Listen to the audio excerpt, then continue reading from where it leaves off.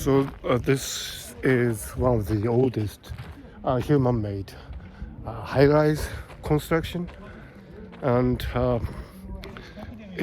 this particular pyramid looks like stairs. I believe this is more than 5,000 years old. So they built this part first, and they had another idea when they were building that part. They had this idea of layers heaped up on each other so that the structure would reach sky high to assist, I think, the rise to heavens of the deceased. So I think the pyramid is something that symbolizes a philosophy of life and death, and which actually we humans share with ancient people. Quite impressive. So when you look at these structures, I think it's worthwhile to consider elements of philosophy that would define us: life and death, how we collaborate, how we pay respect to the deceased. Quite a fruitful thought. So I think a pyramid is a dining message, the thing that you like to say at the end of your life. So it has a lot of energy and it has a lot of impact, and it should be, because that is the last thing that you do. If you are king of ancient Egypt, this would be the last message. So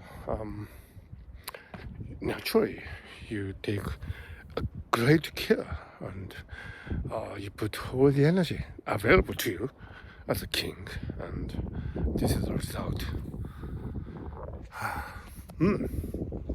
Interesting. And look at the surrounds. And we are privileged to hear this place because of this dying message of the king, ancient king. So it is always interesting to look at something that is truly original. And this step pyramid is actually the very first human infrastructure to be built in the style of pyramid. So it's coarse and it's not so refined compared to the King Khufu's pyramid, but I really love it because you can feel the energy, you can feel the initiative of creativity here, and I think that is true for many first instances of creativity.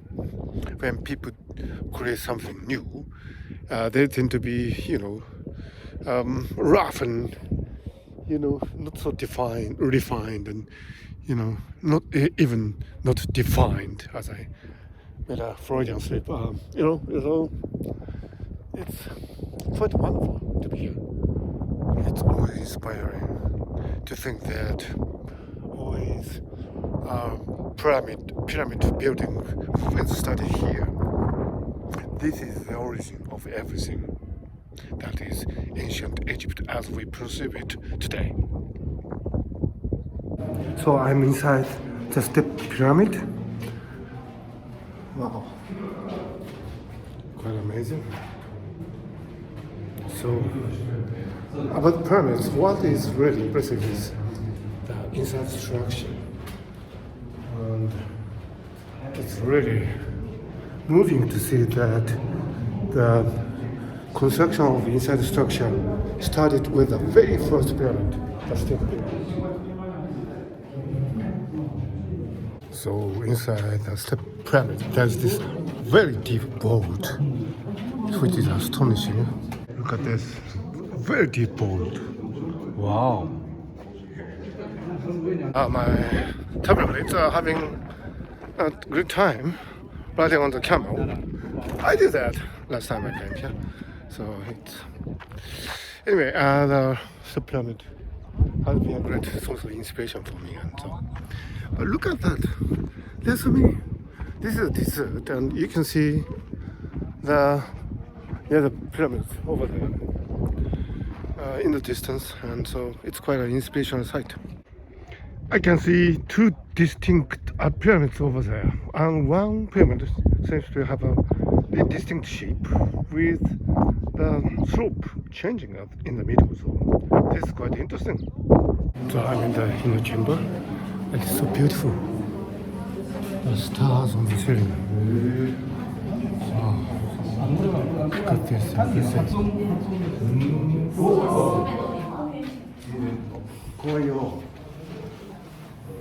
So I am admiring the inscriptions in this inner chamber.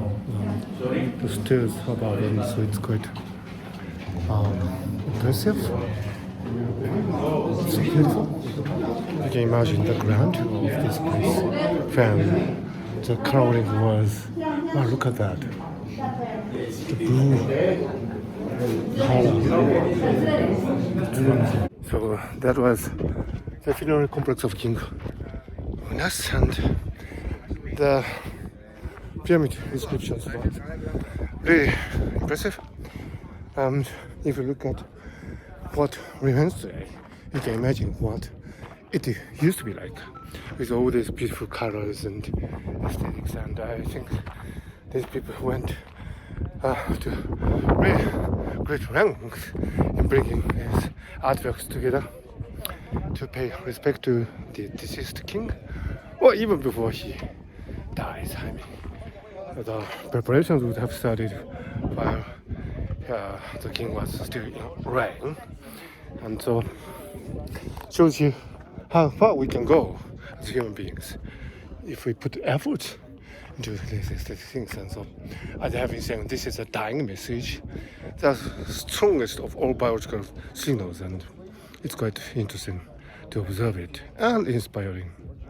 So this is the passage from the King Unas burial site, the pyramid, and to ancient Nile. Now the Nile has receded because of the building of the dam and so on. But in the ancient days, this passage would have led to the quay, where people would have gone off of their boats and pay respect to the king. So this has been the corridor of religious belief and paying respect, and so it's quite impressive to be here. And all these stone materials would have been brought here from very far distant places like Aswan. So ancient grandeur. So I came to the Pent Pyramid, named like that for obvious reasons. Changes in the middle, so for that reason it's called the Pent Pyramid. It's in the middle. The descent past the It's the wind is kind of strong.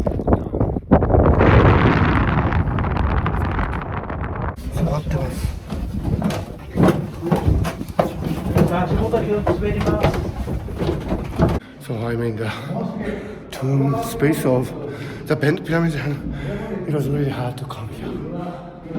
Wow. Look at this magnificent column structure. It's very astonishing. Wow. Look at the droplets. Presumably from bats. So I'm climbing up the stairs of the Bent Pyramid, and here's another structure. Oh, that wind coming from up there. It is a really weird feeling to be inside the pyramid, deeply inside it. The way I had to come here, it's really unbelievable. And look at that. It's a continuation of these things. It's really unbelievable. So I have been inside this Bent Pyramid, an incredible part of the pyramid experience in Egypt. And it cannot be really captured on camera. I tried to capture part of the camera, but because they are in constant position, I couldn't really make a this recording. You need to be inside this thing in order to experience it. I mean, it cannot be recorded. Wow, with the help of metaverse technology, maybe you can record the sensory part of it. But so that was a friend of mine who didn't make it to inside it because it's too heavy for. Anyway, but going through this thing is heavy enough, but to imagine how they constructed the inner corridors, it's quite amazing. I mean, I have all the respect to the Egyptian people. Probably, in addition to the construction of the microstructure itself, the existence of inner corridors, I think it's a testimony to the fact that these people were not only meticulous calculators, but invincible executioners. And so, it's quite incredible. You should really be inside it yourself in order to believe it. And there's another pyramid over there. Unbelievable. So being inside a pyramid and having gone to the burial ground, I feel as if I've been through a rite of passage in which I was reborn with renewed energy and refreshed mind. Time that we are living in is zeitgeist, and we are living in here now, but if you have a metacognition of what it entails to live in age, you feel as if you have a vantage point of viewing yourself from the external world and to put things in perspective. So not only coming to these pyramids, but also going into the inner space, inner shrine, if you like, of this magnificent ancient architecture. You are born with a finished intro that you to at present, and you feel as if you are really grateful to be alive, no matter where you are, no matter in what time you are living. Because, mind you, we are all on equal footing. The ancient Egyptians and we modern Homo sapiens, we are living on the same footing as far as time is concerned. So I think it is a great insight like this that is a true gift of coming to pyramids in Egypt and having this experience of being born again.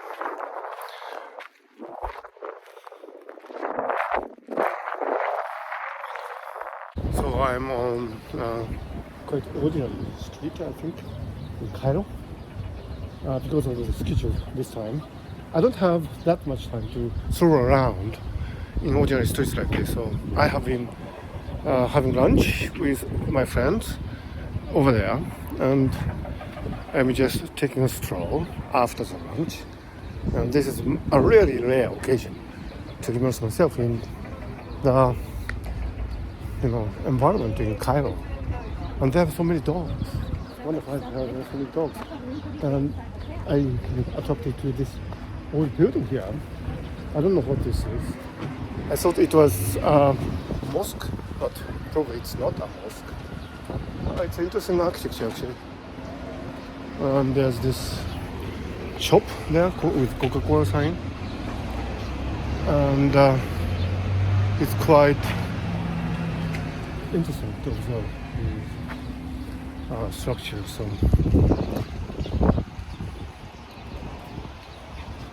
I see that there are almost 10 million people in Cairo, so I'm just wondering what kind of life they would be leading. And the way this tour is organized, I can't really immerse myself in that kind of atmosphere, so I'm just curious. So I'm glad that that I just made this stroll and my bus is there, so I have to go back. So, and anyway, nice stroll.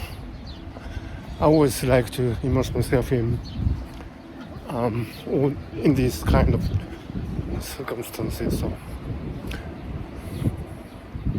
it's an interesting vegetation, interesting observation of people on the street, and I'm happy. Quite interesting. So I'm outside the Egyptian Civilization Museum. I think that's okay. I don't know. And I found this open water, and it's really wonderful. In Cairo, if you find water, it feels so great. It's the oasis of life.